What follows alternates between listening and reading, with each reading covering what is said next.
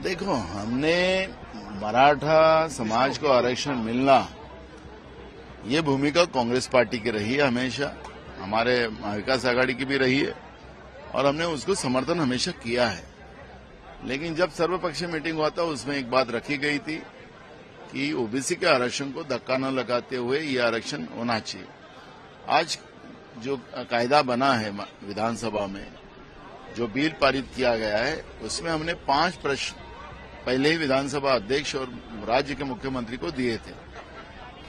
इस कायदे के आधार पर यह हमें स्पष्ट होना चाहिए कि भाई आप कैसे करेंगे, क्योंकि ये कायदा जो आप बना रहे हो, जो माननीय सुप्रीम कोर्ट ने फडणवीस के जो ऐसा ही कानून लाया था, उसमें माननीय सुप्रीम कोर्ट ने फटकारा था।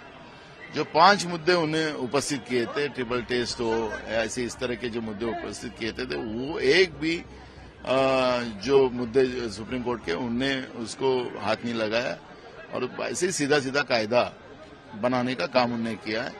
तो वो एक हमें डर है कि वो कायदा सुप्रीम कोर्ट में या हाईकोर्ट में ही उसको उड़ाया जाएगा।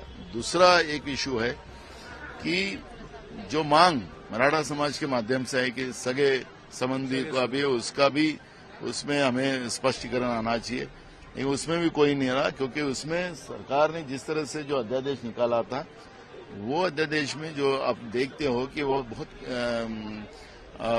उसमें कई जातियों को, जिसमें शेड्यूल कास्ट हो, शेड्यूल ट्राइब हो, एंटी विजेंटी हो या ओबीसी हो, इनके आरक्षण का भी प्रॉब्लम खड़ा करके रखा है। बीजेपी चाहती कि आरक्षण व्यवस्था खत्म हो और इसलिए इस तरह के ओबीसी, मराठा हो, कल तक धनगर आदिवासी हो। आपको पता होगा कि धनगरों में अभी परसों ही माननीय हाईकोर्ट ने डिसीजन दिया और हाईकोर्ट ने यही कहा कि भाई जो टाटा कंसल्टेंसी से तुमने जो सर्वे किया है, वो सर्वे ऑथेंटिक नहीं है। जो संवैधानिक कमेटी जो ट्राइबल की बनी हुई है, जो रिसर्च कमेटी है, उसके माध्यम से ये रिपोर्ट आना चाहिए, तब होगा। लेकिन उसके विरोध में जो अपील में गए थे, तो अपील में जाने वाली कौन सी संस्था थी? जो संघ परिवार चलाती है, वनवासी कल्याण, वो वनवासी कल्याण जो समिति है, वो अपील में धनगर के विरोध में गई। तो बीजेपी का असली चेहरा उसमें स्पष्ट हुआ है।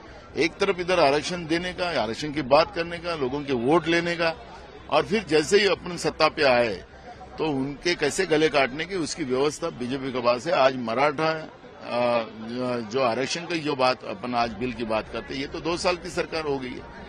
इन्हें तो पहले ही वादा किया था 2014 में।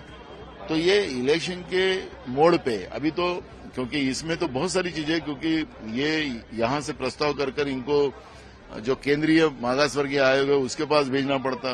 केंद्रीय मागास आयोग ने फिर कैबिनेट को केंद्र के भेजना है, फिर लोकसभा में उसको मान्यता देना, तब ये इसको अलग से जो 10% का जो आरक्षण की बात करते हैं वो उसमें फिट होगा।